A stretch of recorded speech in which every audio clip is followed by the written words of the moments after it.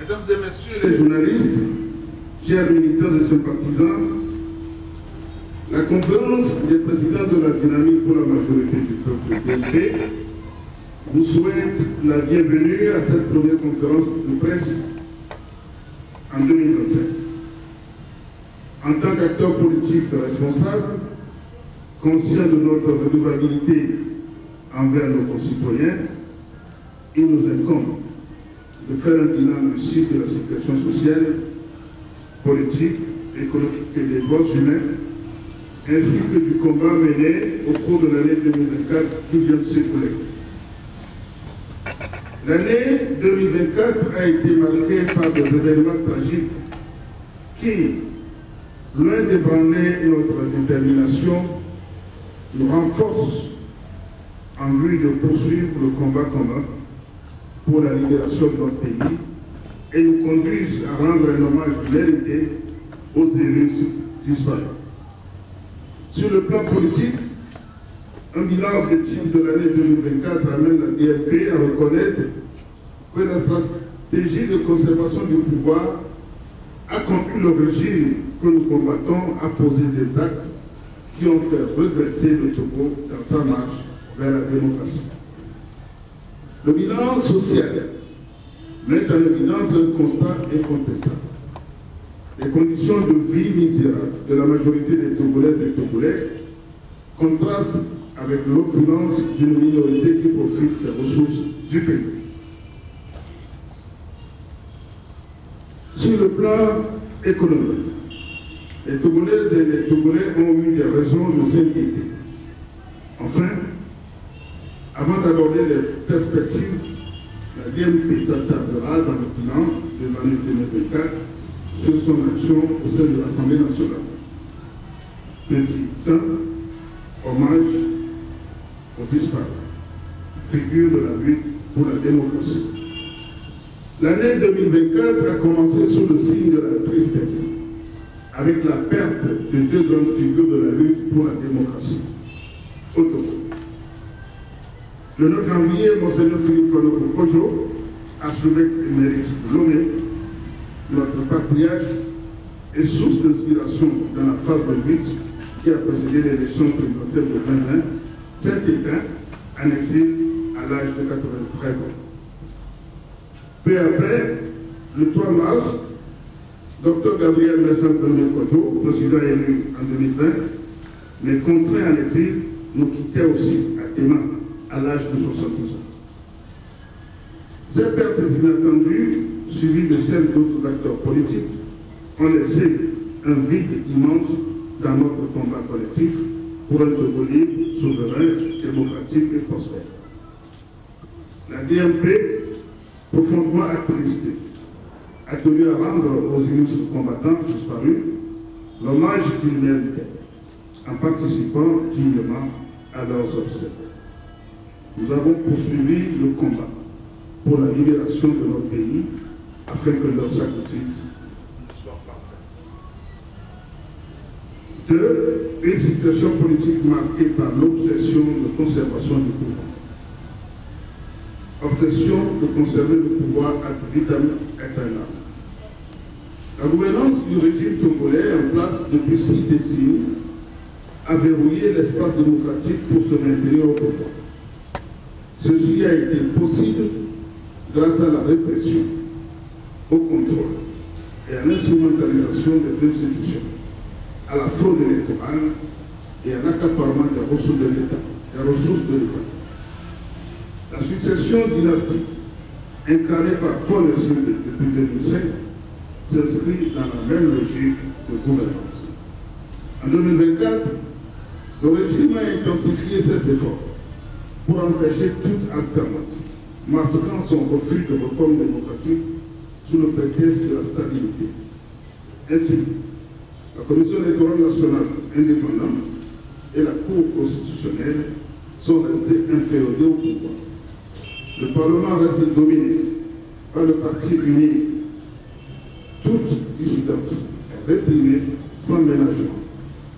Les médias sont contrôlés par la haute autorité de l'audiovisuel et de la communication.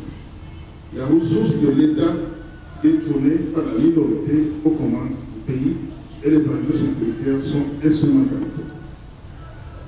Cette situation favorise une crise démocratique profonde, une régression socio-économique et un délabrement du tissu social. Mais, malgré ces vicissitudes et la répression, la volonté populaire d'en finir avec ce régime reste intacte. Face à une obsession de conservation du pouvoir, au mépris des aspirations démocratiques du peuple togolais. En témoignent les multiples initiatives de communication et de mobilisation sur les réseaux sociaux de citoyens togolais de la diaspora et de l'intérieur du pays que nous saluons. Les élections du 29 avril 2024, théâtre de fraude et montée. Les élections législatives régionales couplées du 29 avril 2024 ont marqué un nouveau degré dans la manipulation du processus démocratique au Togo. Ces scrutins furent entachés par des fraudes abyssales et une instrumentalisation affligeante des institutions. Les fraudes ne relèvent pas d'anomalies isolées, mais d'un système structuré pour contrôler les résultats avant même, comme en témoigne le refus d'enrôler sur les listes électorales tous les Togolais en âge de voter, selon les témoignages et rapports des scrutateurs. L'achat de voix a été largement pratiqué, notamment dans les zones rurales, avec des fonds publics utilisés pour influencer les électeurs. Les intimidations et violences ciblées ont empêché des milliers de citoyens, en particulier dans les bastions de l'opposition, de voter librement. Les bourrages massifs d'urnes à visage découvert ont été pratiqués à large échelle. La falsification des procès-verbaux, notamment dans les centres clés, a garanti un résultat conforme aux attentes du régime, au mépris des tendances réelles observées sur le terrain. Ces pratiques ne constituent pas seulement des irrégularités, elles sont la négation du droit de vote, pierre angulaire de toute démocratie. La Cour constitutionnelle, censée être l'arbitre ultime en matière électorale, a une fois encore failli à sa mission. Les recours déposés par l'opposition ont été écartés de manière expéditive, sans examen sérieux ni transparent. La rapidité de la proclamation des résultats après le dépôt des recours et surtout sans précision concernant le nombre de voix obtenues par chaque candidat suggère une absence totale de diligence dans l'analyse des preuves soumises. Cette attitude alimente l'idée d'une justice inféodée au régime, vidant de leur sens les mécanismes censés garantir la régularité des scrutins. Ce coup porté à la démocratie togolaise consolide la perte de confiance des citoyens dans les institutions. Une grande majorité se sent dépossédée de son droit de choisir ses dirigeants, alimentant de facto un désengagement politique croissant. Il s'ensuit la fragilisation de la cohésion sociale, les tensions ethniques et régionales déjà instrumentalisées sont exacerbées par l'exclusion de l'opposition du débat national. Par ailleurs, le Togo s'éloigne des normes démocratiques prônées par des instances comme la CEDEAO et amplifie progressivement son isolement. Les élections du 29 avril 2024 constituent un nouvel affront aux principes démocratiques. En maintenant un tel système électoral biaisé, le régime met en péril l'avenir politique et social du pays. Une réforme profonde, incluant une dépolitisation des institutions et une justice électorale indépendante, est indispensable pour restaurer la confiance et éviter une crise majeure. À défaut, le fossé entre le régime et le peuple continuera de se creuser avec des conséquences potentiellement irréversibles pour la stabilité nationale. Un coup d'État constitutionnel inacceptable. Le terme coup d'État constitutionnel souligne la gravité d'un changement illégal et brutal de la Constitution. Ce coup d'État constitutionnel nocturne opérée en mars 2024 marque une étape dangereuse dans l'évolution politique du Togo. Il illustre une dynamique préoccupante où des mécanismes anticonstitutionnels et antidémocratiques ont été utilisés pour remodeler l'ordre politique du pays, renforçant ainsi l'autoritarisme au détriment de la souveraineté populaire. La DMP rappelle avec instance que dans la Constitution promulguée le 6 mai 2024, le président de la République, dont les attributions sont limitées à des tâches honorifiques, ne sera qu'un symbole vide, élu par les députés à l'Assemblée nationale et les sénateurs, dont l'élection prochaine sera une étape décisive pour parachever le coup d'État constitutionnel. Le président du Conseil des ministres, en revanche, détient tous les leviers du pouvoir, la direction des affaires publiques, le contrôle des forces armées, la nomination des cadres civils et militaires, et même la possibilité de dissoudre le Parlement, alors qu'il n'est même pas un élu lui-même. Cette concentration des pouvoirs équivaut à instaurer un régime autoritaire, taillé sur mesure et à vie, pour faut l'assumer, qui est le chef du livre, le parti politique majoritaire, donc à instaurer une monarchie autonome. La modification unilatérale de la Constitution, sans consultation populaire ni référendum, constitue en elle-même une violation inacceptable qui ne peut être sans conséquence de la souveraineté des Togolais. La suppression du suffrage universel direct pour l'élection présidentielle qu'opère le changement constitutionnel est quant à elle un recul démocratique majeur, dans la mesure où elle substitue, sans le consentement du peuple qui n'a pas été consulté, la volonté populaire à celle d'une oligarchie, c'est-à-dire d'une classe restreinte et privilégiée, composée de l'état-major uni, des députés majoritaires issus d'élections volées et de sénateurs qui seront eux aussi issus d'élections rejetées par le peuple et l'immense majorité des partis d'opposition. Le transfert des pleins pouvoirs à un président du Conseil des ministres à la place d'un président élu directement par le peuple incarne une dérive institutionnelle. Ce changement favorise la continuité du pouvoir sous forme d'assemblée auquel est réservé ce poste en tant que chef du parti uni et légalise ainsi un régime dynastique qui s'oppose aux aspirations démocratiques exprimées par la population togolaise depuis des décennies. Il ne s'agit pas seulement d'un changement technique, mais d'un affaiblissement des mécanismes de contrôle démocratique et de la séparation des pouvoirs. La DMP, tout comme d'autres forces de l'opposition, ont dénoncé et continuent de dénoncer avec la dernière vigueur ce changement constitutionnel. Mais au-delà des dénonciations, elle est convaincue que sans une mobilisation populaire significative, démontrée à travers des actions concrètes, le régime en face poursuivra sa fuite en avant et son dessein de monarchisation du Togo. L'histoire a montré que la mobilisation populaire dans la rue reste un levier puissant pour contester un régime autoritaire. Chers compatriotes, l'enjeu principal de 2025 est donc de surmonter les peurs et les divisions pour fédérer les forces démocratiques. En attendant cette mobilisation, la DMP mène des plaidoyers à l'étranger. Il s'agit d'une démarche importante pour sensibiliser l'opinion publique internationale sur la longue crise togolaise, faire entendre le narratif des forces de l'opposition aussi face à la manipulation de la communauté internationale par le régime en place.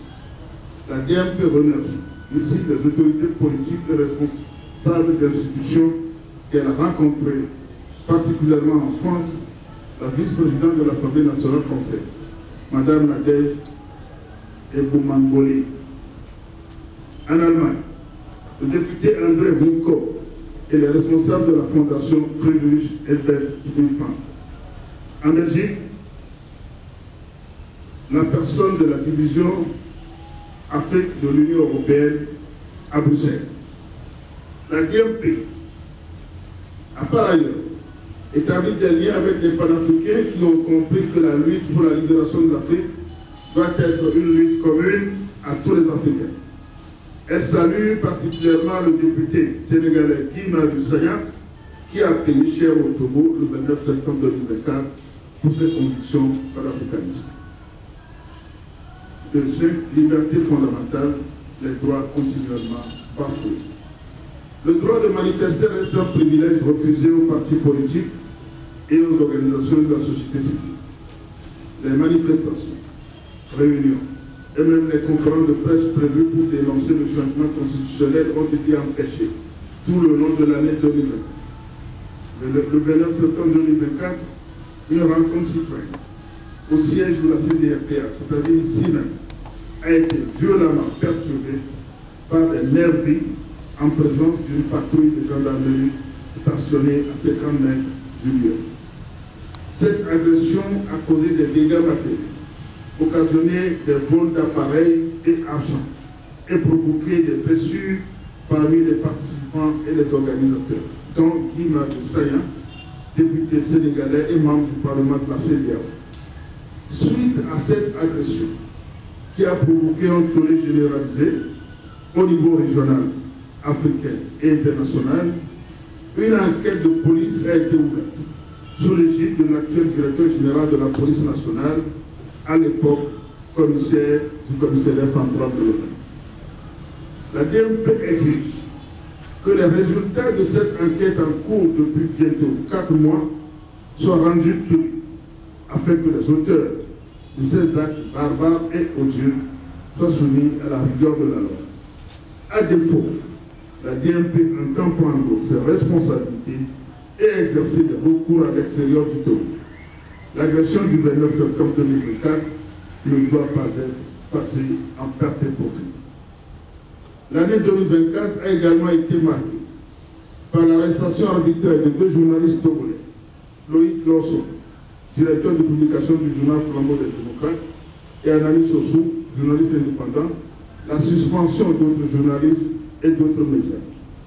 Des attaques contre les journalistes couvrant les événements politiques et l'expulsion du journaliste français Thomas Dietrich, qui a été préalablement soumis à des mauvais traitements. La presse critique est muselée et le code de la presse continue d'être appliqué de manière restrictive, limitant l'accès à l'information libre et indépendante. Justice et droits humains, un tableau toujours sombre. La DMP a continué à faire en 2024 de la libération des détenus politiques son cheval de bataille. Ce sujet a été l'un des objectifs pour lesquels la DMP a répondu à l'invitation du gouvernement aux dernières réunions du cadre permanent de concertation CDC. À cet effet, la DMP a réussi à faire inscrire cette question à l'ordre du jour de la dernière réunion du CDC. Le ministre de l'Administration territoriale, représentant du gouvernement, a demandé et obtenu formellement la liste des détenus. Mais à ce jour, à l'heure du bilan de l'année 2024, les prisons togolaises abritent toujours et sans procès une centaine de détenus politiques.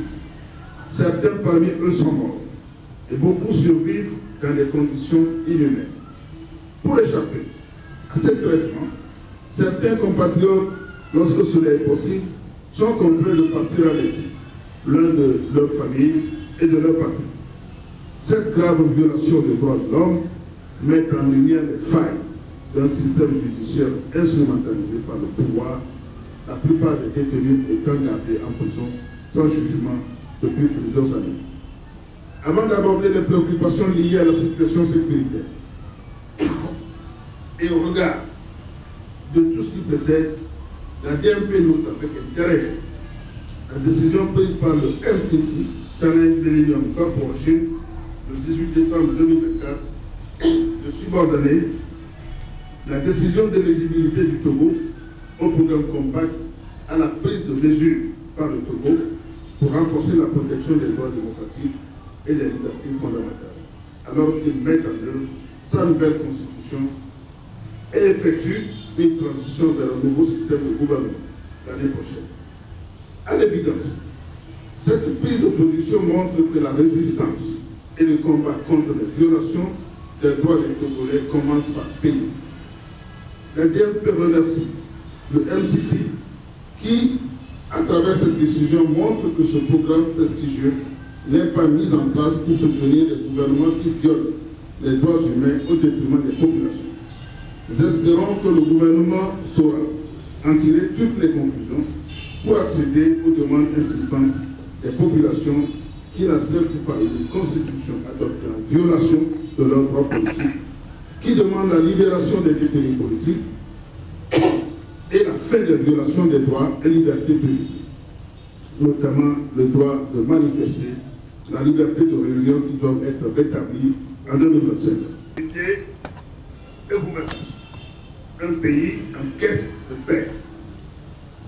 Le nord de notre pays continue de souffrir d'une insécurité chronique due à une guerre asymétrique.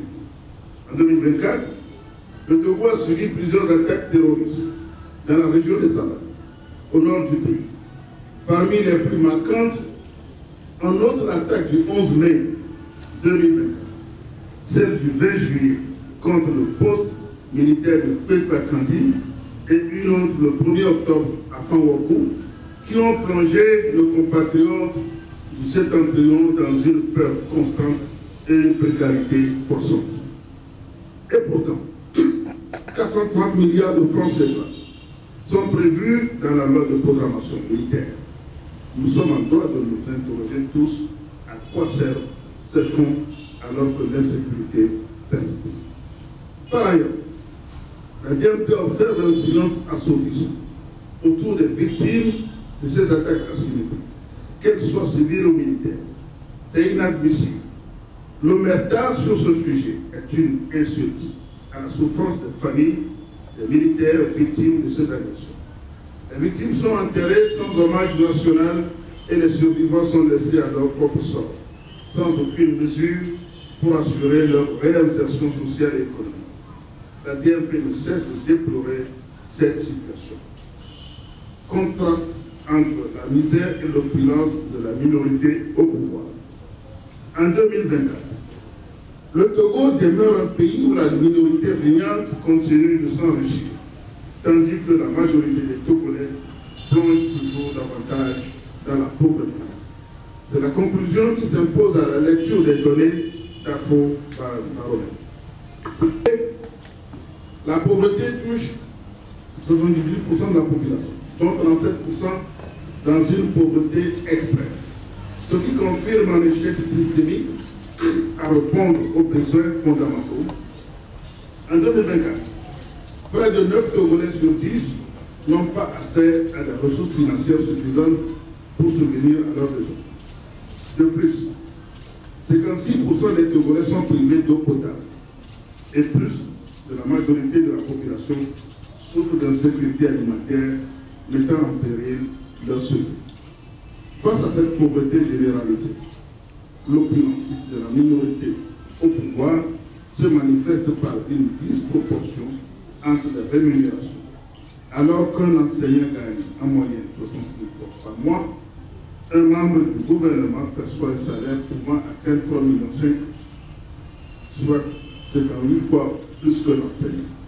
En Lomé, des quartiers comme Cité Ouya ou Kégué abritent des villas valant plusieurs centaines de millions de francs CFA, voire près de milliards, propriété de hauts fonctionnaires et de dirigeants politiques, illustrant ainsi l'écart entre l'opulence de la minorité au pouvoir et la pauvreté de la majorité des Togolais. Cette opulence est alimentée par des détournements de fonds et la corruption. En 2024, des enquêtes indépendantes ont révélé que près de 15 milliards de fonds destinés à des projets d'infrastructures routières ont été détournés via des marchés publics fictifs. Par ailleurs, le Togo continue de figurer parmi les pays les plus corrompus d'Afrique de l'Ouest. Selon l'indice de perception de la corruption de Transparency International, le Togo obtient un score de 30 sur 100 en 2024, ce qui reflète une gestion publique marquée par la corruption arrodeuse. Un sursaut collectif s'impose pour briser ce cycle vicieux de pauvreté. d'inégalité et de détournement de fonds publics, afin de bâtir une société togolaise plus juste et équitable.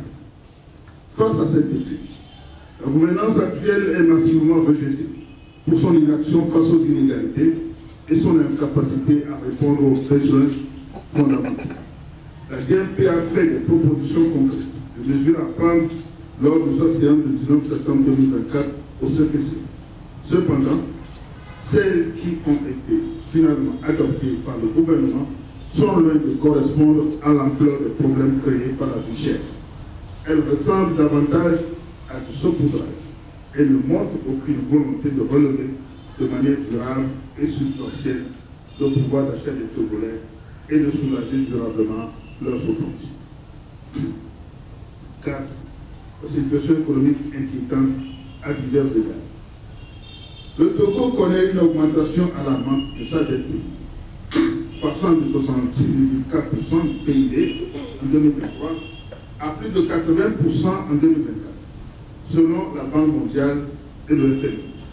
Cette hausse, alimentée par des prêts extérieurs à taux élevés, alourdit le budget national et limite les investissements dans les secteurs essentiels comme l'éducation et la santé. À ce rythme, les Togolais travaillent pour rembourser des dettes octroyées et gérées dans une opacité totale.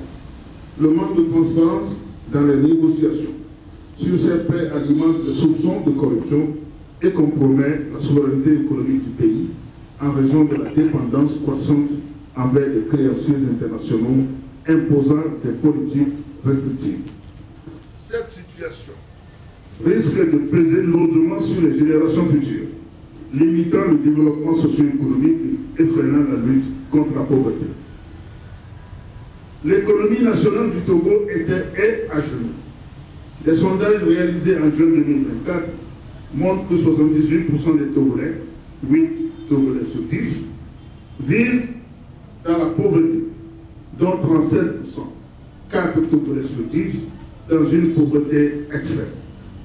Les besoins essentiels, tels que la nourriture, l'eau potable et les soins médicaux, sont hors de portée pour beaucoup d'entre eux. En 2024, le ratio d'environ 1580 francs CFA par habitant pour les dépenses de santé, alors que l'OMS estime qu'un pays doit allouer au moins 51 600 francs par habitant par an pour fournir des services de santé essentiels, tels que définis dans le cadre de la couverture sanitaire universelle. Ce ratio au Togo montre que les efforts du gouvernement en faveur de la santé sont très loin de la norme, donc insuffisants. L'assurance maladie universelle, un mirage de plus, et les projets de réhabilitation des infrastructures de santé progressent lentement, bien loin des attentes des populations. Pendant que nos voisins accélèrent la construction d'infrastructures sanitaires au nord, ce gouvernement de notre pays se contente de multiplier les cérémonies de pose de prière de première pierre. En 2024, le ratio d'environ 63,667 francs CFA par élève et étudiant pour les dépenses en éducation est très loin des fonds que les pays à faible revenu consacrent à leurs dépenses en éducation, moins de 300 000 francs CFA par an et très loin des 6 millions de francs par an que les pays à revenus élevés consacrent aux dépenses par élève et par an. Les fonds consacrés à la formation scolaire et universitaire demeurent insuffisants, incapables de garantir une éducation de qualité face aux défis actuels. La conséquence est le manque de salles de classe et de matériel pédagogique, surtout dans les zones rurales, ainsi que des universités sous-financées, rendant quasi nulle la recherche et l'innovation. La DMP souhaite à ce point rendre hommage aux écoliers morts le mercredi 27 septembre 2023 suite à l'effondrement du mur de leur salle de classe à l'école primaire publique de Ngomo dans la commune 3 de la préfecture de l'État. Combat de la DMP à l'Assemblée nationale. À la suite de la proclamation des résultats des élections législatives, la DMP a courageusement et stratégiquement décidé d'occuper à l'Assemblée nationale le seul siège qui lui a été attribués afin de poursuivre le combat contre la 5e République et lutter pour la libération du Togo. Il semble s'acheminer vers la monarchisation. Lors de la première session, l'élu de la DMP a fermement condamné le coup d'État constitutionnel et a averti qu'elle ne s'associerait pas à aucune décision de l'Assemblée allant dans le sens de l'application de la Constitution de 6 mai 2024. Elle a également défendu certains principes fondamentaux tels que la publicité des débats à l'Assemblée nationale et a demandé sans succès la transmission en direct des débats afin que les populations puissent suivre ce qui se faisait en leur nom. Elle a enfin voté contre le règlement intérieur de l'Assemblée nationale qui est aligné sur la Constitution du 6 mai 2024. L'événement majeur de la deuxième session a été l'adoption du budget 2025. L'élu de la DMP, en concertation avec les 2 députés du parti ADI, a voté contre ce budget. D'un point de vue procédural, l'étude du budget s'est déroulée en violation des dispositions de la loi organique du 27 mai 2014 relative aux lois de finances. Contrairement aux exigences légales, le gouvernement, qui devait transmettre le projet de loi de finances à l'Assemblée nationale une semaine avant le début de la session budgétaire, n'a envoyé les documents nécessaires que le 6 décembre 2024. Ce retard a compressé le temps alloué à l'étude du budget, empêchant les élus de réaliser un examen approfondi et sérieux. En matière de gouvernance budgétaire, il y a lieu de relever l'absence de la présentation de la loi de règlement des budgets 2023 et 2024 et leur adoption avant l'examen du budget 2025. Cet exercice aurait permis à l'Assemblée nationale d'évaluer la mise en œuvre du budget de l'État des exercices antérieurs à travers l'analyse des écarts des masses, dotations, allocations, indicateurs et ratios budgétaires et de tirer des enseignements appropriés avant l'examen et l'adoption du budget 2025.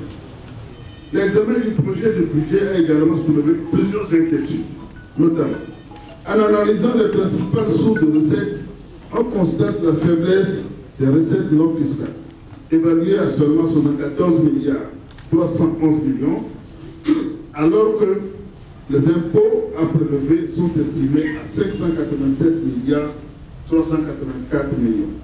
Autrement dit, les recettes non fiscales, comprenant les dividendes de l'État sur ses participations dans les entreprises, ne représentent que 3,10% du budget, tandis que les impôts payés par les opérateurs privés et les citoyens représentent 24,53% du budget. À quoi servent alors les sociétés d'État qui exploitent les ressources des Togolais si elles ne contribuent pas substantiellement au budget pour satisfaire les besoins sociaux et réaliser les investissements nécessaires au profit du développement du pays? Devons-nous continuer à exploiter les pauvres contribuables et les petites et moyennes entreprises au risque de les étouffer? Non. Il est impératif de revoir la gestion des sociétés d'État, telles que le port autonome de Lomé, la Société nationale des phosphates du Togo et Togocom, afin qu'elles génèrent des ressources financières à la hauteur des besoins de notre pays. En ce qui concerne les dépenses, les inquiétudes de la DMP portent sur le poids de la dette, qui s'élève à 710 milliards 622 millions, représentant environ 30% des dépenses. La faible contribution des sociétés d'État au budget révèle également une autre caractéristique préoccupante, celle des dépenses d'investissement, 5,38%, par rapport au projet d'investissement, 84,62%. Sur le budget 2025, les dépenses d'investissement, généralement financées sur les ressources internes, s'élèvent à 30,62 milliards, soit 5,38% des investissements, tandis que les projets d'investissement financés par les ressources externes représentent 94,62% des investissements. Devons-nous continuer à dépendre des ressources externes pour financer les investissements nécessaires au développement du pays? Le Togo est-il si pauvre qui ne peut pas financer au moins 50% de ses investissements avec des ressources propres au cours des travaux en commission. Nous avons eu très peu de temps pour poser des questions aux responsables gouvernementaux et des sociétés d'État. Nous avons demandé des éclaircissements sur plusieurs points, tels que la gestion de la CET, les résultats décevants du port autonome de Lomé, les prix élevés du gaz et l'accessibilité des aides pour les étudiants. En réponse à cette préoccupation, l'élu de la DMP a posé des questions écrites au ministère concerné pour les mesures budgétaires relatives à la lutte contre la vie chère et la promotion de l'inclusion sociale, à l'état d'avancement et au financement des projets de drainage et de bitumage à Lomé dans plusieurs villes secondaires, à la réintégration des enseignants licenciés et à l'indemnisation des enseignants conformément aux décisions de l'OIT et de la Cour de justice de la CEDEAO, à la contribution des sociétés d'État au budget national et à l'accès aux conventions relatives à leur gestion, à la reconstruction des marchés incendiés et aux mesures de prévention des incendies, aux augmentations prévues des pénalités fiscales dans le projet de loi de finances de 2025-2027 qui risque de nuire aux petites et moyennes entreprises, à l'indemnisation des personnes expropriées pour le projet de logements sociaux à Omé, à la gestion des inondations dans le Grand Lomé et les préfectures arrêtées. Finalement, face aux anomalies relevées, aux réponses insatisfaisantes et au refus de répondre à certaines questions, la députée de la DMP a conclu que le budget 2025, tel qu'il a été présenté, ne va pas dans l'intérêt des populations et elle a voté contre ce budget. L'unité de l'opposition au régime. Encore des espoirs déçus. Les partis politiques de l'opposition continuent de manquer d'unité et d'incapacité à trouver un dénominateur commun pour mener une action collective en faveur de l'alternance. Ce manque de coordination alimente la déception croissante du peuple, entraînant une désaffection des électeurs pour les jeunes. Cette abstention massive laisse un champ libre aux fraudes électorales et au bourrage dur, permettant au régime en place de se maintenir sans réel contre-pouvoir. La conséquence est une démotivation profonde des jeunes qui s'éloignent de plus en plus de la politique, voyant leurs aspirations et leurs voix ignorées. Pour redonner espoir, l'action unitaire des partis politiques est essentielle. Sans cela, le changement espéré par les citoyens restera un mirage et la confiance populaire continuera de s'éroder. Quelle perspective pour 2027? L'année 2024 nous laisse avec des cicatrices profondes, mais aussi avec une résilience qui nous permet de nous battre pour un Togo juste, libre et prospère. Le 13 janvier 2025 marquera la 62e anniversaire de l'assassinat de Sylvanus Olympio, le premier président élu. Il nous rappelle que, depuis lors, le Togo cherche sa voie vers une démocratie authentique et une prospérité partagée. Le 22 février 2025 marquera également la fin du 4e mandat de 5 ans usurpé après l'élection présidentielle du 22 février fin. Nous n'oublions pas qu'alors que les Togolais commençaient à réclamer leur victoire, l'actuel chef de l'État a prêté serment contre la volonté populaire le 6 mai 2020. La date du 6 mai 2025 est également celle choisie par le régime de Gnassingbé pour mettre en place les institutions de la 5e République, entérinant ainsi leur projet d'instauration d'un régime parlementaire qui n'est rien d'autre qu'une monarchisation du Togo contre la volonté de la majorité des Togolais. ADMP tient à rappeler au peuple togolais qu'aucune constitution d'aucun pays du monde n'a été adoptée de la manière dont ce fut le cas dans notre pays le 25 mars 2024. Cette constitution ne doit donc s'imposer à aucun Togolais. C'est pour cela qu'il est nécessaire et impératif de noter que l'année 2025 est une année électorale dans le cadre du respect de l'agenda républicain où les Togolais attendent de choisir eux-mêmes leur nouveau président de la République au suffrage universel. Faute de donner cette opportunité aux Togolais, à cette échéance, il sera légitime et légal de considérer qu'à partir du 6 mai 2025, si le gouvernement actuel n'organise pas le scrutin présidentiel qui devra se tenir 60 jours avant la fin du mandat de l'actuel président de la République, le Togo rentrera dans une situation de vide institutionnel. La DMP tient à rappeler au peuple togolais qu'aucune constitution d'aucun pays du monde n'a été adoptée de la manière dont ce fut le cas dans notre pays le 25 mars 2024. Cette constitution ne doit donc s'imposer à aucun Togolais.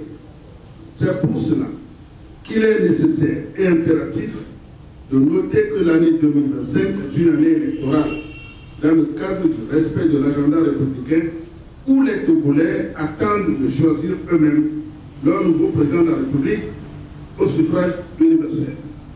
Faute de donner cette opportunité aux Togolais, à cette échéance, il sera légitime et légal de considérer qu'à partir du 6 mai 2025, si le gouvernement actuel n'organise pas le scrutin présidentiel qui devra se tenir 60 jours avant la fin du mandat de l'actuel président de la République, le Togo rentrera dans une situation de vide institutionnel. Il reviendra alors au peuple togolais de reprendre son pouvoir en toute responsabilité et le confier à qui il jugera capable de l'assumer en son nom et dans son intérêt. Pour éviter cette situation, la DMP interpelle le gouvernement et toutes les institutions impliquées dans l'organisation des élections au Togo à prendre leurs responsabilités pour conduire ce processus régalien en conformité avec la Constitution du 14 octobre 1992 qui engage tous les Togolais sans exception. La DMP en appelle à toutes les forces politiques au Togo, à toutes les organisations de la société civile, notamment les mouvements estudiantins, les syndicats de tous ordres et de tous secteurs, les conducteurs de taxi, les commerçants, les agriculteurs, les professeurs-chercheurs dans les universités, les artistes, les enseignants, les médecins et tout autre mouvement, tout autre corps et mouvement associatif, aussi bien à l'intérieur que dans la diaspora, à rester vigilants et mobilisés afin de saisir l'opportunité de cette période de renouvellement de la classe politique dirigeante de notre pays pour œuvrer pacifiquement et de manière responsable et concertée pour sauver notre pays du gouffre dans lequel il est poussé. Chers compatriotes, le rappel de cette date en 2025 nous montre les opportunités que nous devons absolument saisir pour poursuivre notre lutte contre le régime en place et libérer notre pays. Pour la DMP, 2025 marquera le début d'une nouvelle ère de combat pour transformer le Togo en une véritable démocratie, à l'opposé de ceux qui rêvent et de le monarchiser et qui nous vendent la monarchisation sous forme de démocratie parlementaire. Pour la DMP, 2025 sera enfin l'année où nous réinventerons ensemble notre Togo, afin d'en faire un pays où chaque voix porte un poids décisif et où chaque citoyen devient un acteur clé du changement profond et durable nécessaire pour bâtir un avenir commun. Nous devons nous préparer à un combat dur et âpre en 2025. La DMP s'engage solennellement à poursuivre cette lutte avec toutes les forces qui le désirent, comme nous le faisons déjà au sein de la coalition Ne touche pas à ma constitution, et avec vous, peuple souverain, pour empêcher la monarchisation du Togo et libérer enfin notre avenir. Les mots d'ordre suivront en temps opportun afin que nous puissions agir à l'unisson. En attendant, pour marquer le premier anniversaire du décès de Monseigneur Philippe Fanakokodjo et le 62e anniversaire de l'assassinat du président Sidanos Olympio, événements qui se sont produits dans la même période, la DMP invite les Togolaises et les Togolais à participer à la neuvaine de messe, commandée à Lomé, à la paroisse Saint-Augustin d'Aboutiré, pour le repos de leurs âmes et celle de tous les martyrs de la démocratie. Ces messes ont commencé depuis hier, le 9 janvier 2025, et seront dites tous les jours à 12h30 jusqu'au 17 janvier 2025. Oui, nous y croyons. 2025 est l'année où nos rêves se concrétiseront. Mobilisons-nous pour que l'année 2025 soit une année de changement autonome.